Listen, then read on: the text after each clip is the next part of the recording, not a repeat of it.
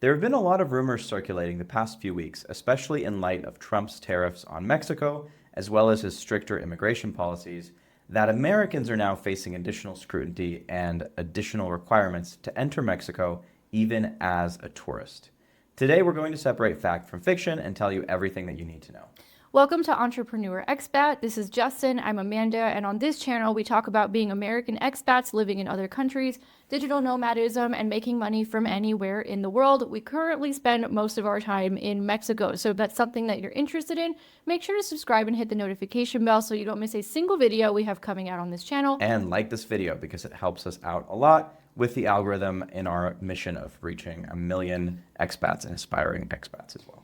In addition to that, many of you have been asking for advice on how to create location-independent businesses, because the reality is, with things getting stricter all around the world and not just Mexico, and we'll talk a little bit about that today, it's getting harder to get visas with a job. And for most people, it's much easier if they run their own online business and then they can go anywhere in the world. We each have been running our own online businesses for 15 years, and we've opened up some spots on the calendar to help you figure out your own online business so you can go anywhere in the world. If you're interested in that, the information on how to get in our calendar is below. It's entrepreneurexpat.com/apply.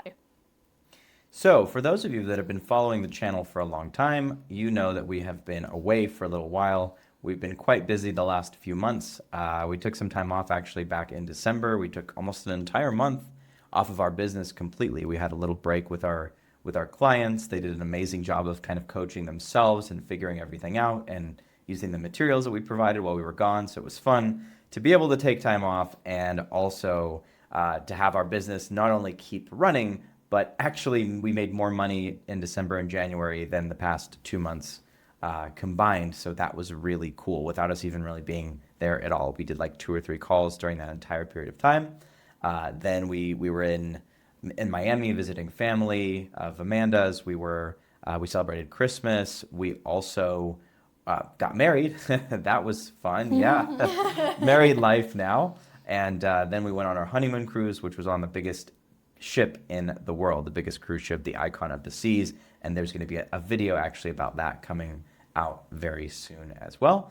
So that's what we've been up to. That's where we've been. We've been posting a few updates on our channel, but we're back now, and we're going to be getting more amazing content to you guys about Mexico, about traveling the world, and about becoming an entrepreneur expat in these coming weeks. So stay tuned for all of that. We also have been busy behind the scenes filming interviews with expats all over the world. So we've interviewed people in Europe, in Asia, in other parts of Latin America to bring you more information about what it's like to live in different countries. Because even though we're in Mexico right now and a lot of you are interested in Mexico, there's also lots of you interested in other countries, and quite frankly, we are too. So we're going to be bringing these interviews to you throughout the next few weeks. So once again, make sure to subscribe and hit that notification bell so you don't miss a single one. So let's start talking about these crazy rumors that are flying around all over social media, because I think part of the reason why we also took a little bit of a break is because obviously Donald Trump is now president in the United States. The news cycle has been insane, and the news cycle between Mexico and the United States, the social media rumor mill has been working overtime, and a lot of people are very confused. So we've seen rumors like the United States is closing embassies in Mexico, which is not true. It's not true. In fact, they just opened a new one in Mexico City.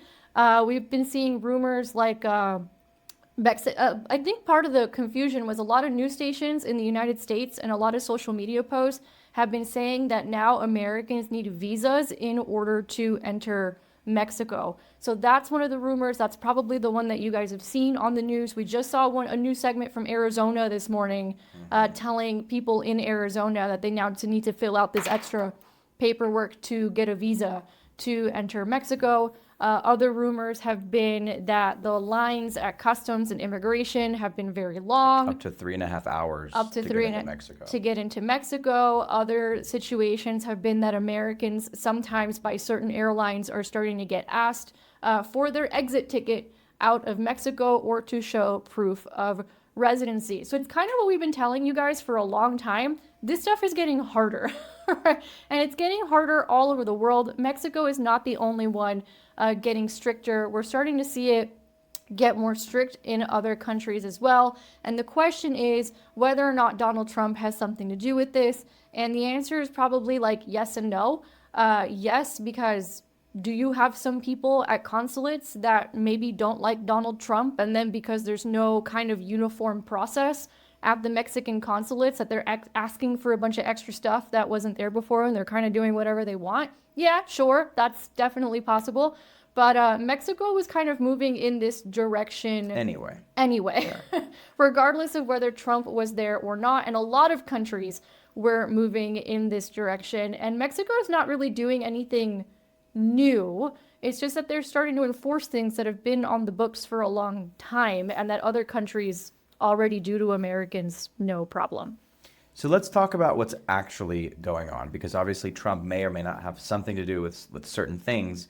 But here's the reality. Like Amanda said, Mexico has been going in the direction of cracking down on people coming here and staying on tourist visas, of becoming more serious about taking their immigration policies at face value and enforcing them, and all sorts of things like that. So the biggest thing that we're seeing is perhaps that the policies that are already in place are being expedited. So things are happening much more according to the book than they were before. So as an example, in terms of the quote visa requirement that the Arizona news was talking about coming into the border, I believe they were referring to Puerto Peñasco, that a lot of Arizonans go to for like spring break and things like that.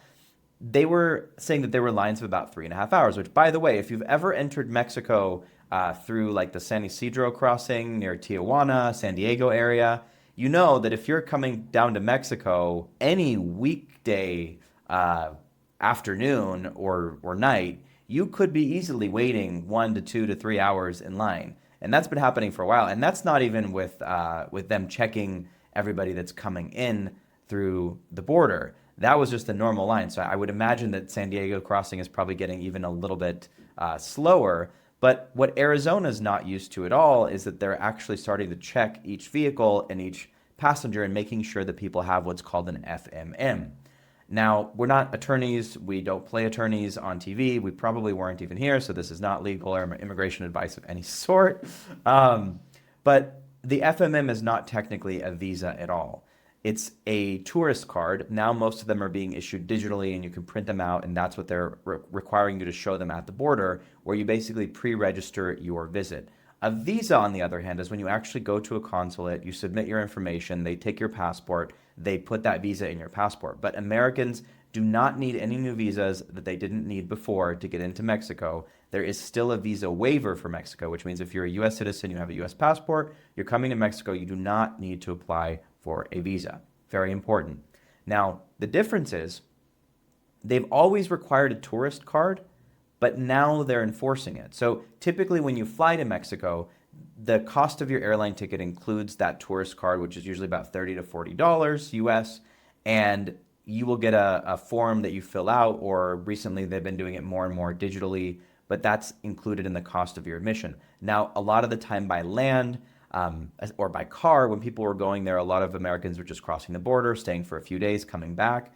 You still technically needed a tourist card, but there was a visa that would let you stay up to about 7 days for free. If you wanted to stay more than 7 days, and usually up to 180, you would have to pay about that $40 fee in order to enter Mexico. But you still needed that tourist card even for short stays, but they didn't enforce it as much. Now, technically, if you were caught in Mexico and the immigration officers decided to, let's say, pull you over or check your documents, and you were in Mexico, even if you were only in Mexico for a few days and you were still within that, quote, visa-free exemption, you could still get into a lot of trouble and even get deported. It's just that they weren't really enforcing it and they weren't really checking it at entry.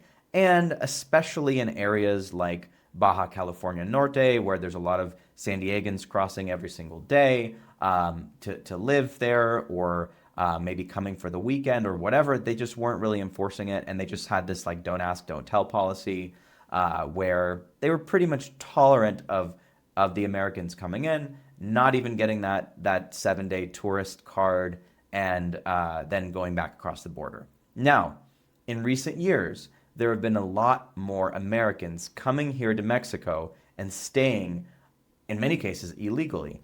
they were coming to Mexico, and usually they would just let their tourist card run out and still stay, or they would be a serial tourist and they would go back every 6 months, come back in, they would get 180 days again when they flew back or when they drove back and they got that new tourist card. Now they're also cracking down on that a lot. So if you do want to come and live in Mexico, you absolutely need to get a proper visa. And Amanda will talk about the details of that in a second. But what's really going on, the only difference is that they're being more strict in the enforcement of laws that were already on the books, just like Trump is being. And you could say that it's retaliation. Maybe it is. What we're noticing at the consulates from a lot of our clients is this more kind of indiscriminate denial of visas for just really random arbitrary reasons. Like a lot of these consulates now maybe don't accept business bank statements that they used to before to prove income. You need to actually have personal income above a certain amount. There's some that are now requiring, no matter what consulate you're going to, they're saying, well, you need not only the minimum, but you also have to have a notarized letter from your bank on their letterheads saying that these are your accounts, or at least a properly like authorized letter. Instead of just printing out a statement, it's got to be an authorized bank statement directly from the bank, signed by somebody at that bank. So it's getting a little bit trickier. What are some of the other things you've heard of people denying, the consulates denying people visas for? Yeah, so there have been a lot of stories coming out in the expat Facebook groups for Mexico. And again, it's just kind of random and indiscriminate. And that's because from my understanding, you can correct me if I'm wrong, but there's like no uniform system. Yeah, they all the consulates make their own decisions when it comes to who they approve and who they deny for the visas. So because there's no uniform system and they're kind of indiscriminately making up the rules sometimes, then people are starting to get asked for things that they were not being asked for before. So, for example, I saw a post in a Facebook group the other day. They had gone to the consulate in Boston. They were applying for a temporary residency visa, which is the one that we have, and we'll talk about the different visas momentarily and the requirements. And basically, they had everything. They had the letters from the bank. They had a letter from their employer saying they're allowed to work from Mexico. They met the financial requirements, and then they were asked for an exit ticket out of Mexico, which to me is weird because if you're getting a temporary residency, that means you can live in Mexico. Maybe what they were getting asked for is the exit stamps from past times that they visited to prove that they never stayed illegally. Like that could be it. Maybe, but that's not what Yeah. they posted in the Facebook group. Totally possible, and then maybe they Maybe got there was a the miscommunication. miscommunication or Or maybe you're right. misunderstanding. Like maybe that is what happened to them, and they were like, "Oh, well, when's your ticket out?" But that to me, that also doesn't make a ton of sense. But they're just sort of doing whatever they want. Yeah, and then when they brought that up and they were like, hey, this wasn't in the instructions in the email, they're like, well, we can ask for whatever we want. Like, that's Yeah. what they were told. So, in that aspect of it, maybe there's a little bit of retaliation, but the consulates have always also kind of done whatever they want, depending on the day. I think, I mean, if we're looking at just at least the anecdotal evidence, it is saying that in the last year for sure, and definitely the last few months, they have gotten more strict. I think they're just, I think it's partly posturing. I think it's partly, just leaning more into following the laws that they already had on the books. And to be honest, this is where it gets a little trickier, especially if you don't already have your own business and if you don't have options, is like they can deny you for any reason. Like you really have to have options. And most countries are not allowing people, like Mexico, for example, to work just remotely if they don't already have actual approval to work remotely in that country. So you've got to have your own business and you've got to have options. And Mexico is getting harder and harder to emigrate to. So, Which is what we've been warning about for a long time. And we said, doesn't matter who comes out as president, they're really moving in this direction.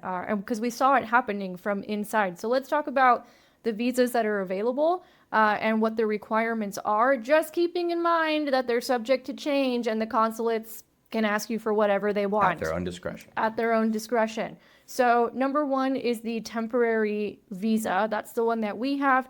If you are not Temporary resident. temporary residence visa, thank you. The temporary residence visa, that's the one that we have. And basically, you get that temporary residency for a year, then you renew it for another 3. It's based on income. Now, if you are not retirement age, this is the one that you are going to qualify for. And we've been seeing varying numbers depending on the consulate, but we've seen as high as consulates asking for $4,100 a month in monthly income that you must prove to them. Some consulates are asking for 6 months consecutively. Others are asking for 12, plan for 12 months consecutively. We've seen others that are still around the 3,800 range, but it seems that most of them are moving toward that 4,100 range. Again, depends on the consulate. And to clarify, that's every month at a minimum consistently for either 6 or 12 months. It's not an average. So if, let's say, you've got 5 months where you had $6,000 and 1 month where you had $3,000, you're going to get denied in almost all instances. Will they maybe overlook that sometimes? Maybe, but I would not count on that. So you better make sure your ducks are in a row and you got that 6-month consistent minimum of income coming into that personal bank account that you can show them on that bank approved letterhead signed by your bank. If you're going to do it based on savings, then plan for about $75,000 in the bank. From what we have seen, most people do it according to the income, not necessarily the savings when they're doing the temporary residency visa. The next one is the permanent residency visa, and that's if you're already retired. That's the one that they typically have you opt for. If you are retired, that one I have seen as high as $7,500 a month. In pension Is what they are asking for, which is kind of expensive for Mexico. You definitely don't need $7,500. How much do you have to be making a year for over your life on average to get a $7,500 a month pension? Yeah, I don't know. That's a lot. That's a hefty one right there. And I think the number in savings was almost close to 300,000. That's the permanent pensionado, is what they call it, visa. And again, totally depends on the consulate because we've seen lower numbers in some other consulates. We've seen other people reporting like $7,500 a month, which, like I said, is kind of expensive for Mexico because that's like way above what you need to live here. But they're trying to attract people who are not going to be with money. That's what they're trying to do. And it is what it is. And most countries, that's what they do. Yeah. Which is why we keep saying, learn how to make your own money. Yeah, it's getting harder and harder to leave the U.S. I mean, we've said it before, but it's like boiling a frog. Things are getting more and more difficult. Whether you agree with Trump, disagree with Trump, we're not really political on this channel, but you're going to like or hate the next person, and they're going to make your life better or worse, and it's going to be this constant roller coaster. And you don't even have to move to Mexico necessarily. You can get a residency here, you can get a residency in other countries, but it always helps to have options because you never know when, I hate to say it, but when an empire might fall, whether that's the US, whether that's somewhere in Europe that you're from, whether that's Canada, things might get more totalitarian. They're going to lock things down more. There's going to be another pandemic. Who knows, right? But you always want the option. You never want to be stuck where you are. And then there's another visa that many of you have asked about, which is the regularization program, which I know you're more familiar about that one. We've had reports from people who've tried where it's like a 50-50 shot, whether or not they are going to give you that one. However, it does still exist going into 2025. I know you're more familiar with the regularization program is basically when you can show that you've been to Mexico in previous years. Sometimes it's like at least a year in the past, but typically, let's say that it's 2025. They're looking to see that you've been to Mexico at least once or twice in the last couple years before this current year is typically how it works. And it does vary a little bit as well from city to city. And you're currently on an expired tourist visa. Now, here's the challenge with that. And here's why I did not want us to have to do that and why we went to the consulate and did the whole process of income verification and everything else instead. So if you did want to do that regularization program, the cost for that would be about $1,200 if you did it yourself, and you're probably looking at paying anywhere from about $300 to $500 in fees for an attorney as well, depending on what city you're in and who you go with and all that. So you're looking at around $2,000 up front, all in.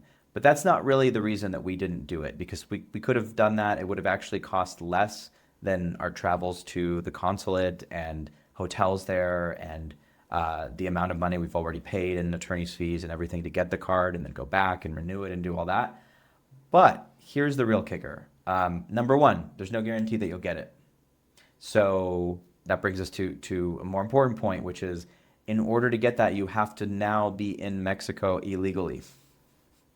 So if you can't qualify on income and you're okay with the possibility of having temporarily gone into illegal status in another country, then you can go and apply for the regularization program. We do have some contacts if you reach out to us, at least in Guadalajara and Playa del Carmen and some other places, of people that do process those kinds of visas. But be aware that you will be in the country illegally in order for you to be able to get that. And we've heard from people that depending on the city you're in, it is a little bit of a crapshoot. Sometimes they give it to you, sometimes they don't. You really want to try to avoid problems with immigration whenever you can. And there's a chance that, you might end up spending money on flights and a short visa and then having to pay a fine to leave the country anyway and not even get it. So if you can at all, if you've already got a remote business or if you're looking to start one, then definitely do that. And you can actually go to entrepreneurexpat.com/apply. We'll teach you all of the basics if you're looking to turn what you have as a career now into a business that you can run location independent from anywhere. We'll help you do that. And then you can use that income very, very quickly over the period of the next 6 to 12 months and get a visa the right way and not have any problems down the line. There's also a couple of other visas. One of those visas is if you invest in real estate in Mexico. The last time I did the conversion, the property value had to be almost $500,000 in order for you to safely get that visa. And then the other one is if you invest in a business here in Mexico, and I believe that number was around $300,000, you would have to invest in order to get a residency that way. So Mexico has a lot of options for residencies. Those are actual visas. It seems that what they're asking for is not really a visa because Americans get a visa stamp as soon as they get here. It's a tourist card, so Yeah. It's not really a visa. It's a visa waiver. It's just like an entry card to document your arrival that they used to be, like I said, a lot more lax on actually requiring, but now they just really want to keep tabs on everybody in the country to make sure that they're not overstaying. Because a lot of people have been doing that, not just Americans, but also Canadians and people from other countries. And again, could Trump maybe have something to do with it? Sure, I'm sure there's some negotiations that have gone down where they're like, hey, can you also tighten up your immigration? But we've been here a while already, and we saw that Mexico was starting to tighten up their immigration before Trump was even reelected. So who knows? That is all speculation. All right, well, that's what we got for you today in terms of these new entry requirements, or really just enforcement of the existing entry requirements. We hope this was really valuable and helpful for you. Make sure you like this video if you enjoyed it, subscribe, and click that notification bell so that you don't miss the upcoming content. And check out the Moving to Mexico guide below this video as well if you're interested in the steps you need to take to move to Mexico legally and have all of your documentation in order. And if you're interested in moving forward with working with us to create your own location independent business so that you can move to Mexico or anywhere else in the world, just go to entrepreneurexpat.com/apply, link below in the description as well, and we'll see you next time.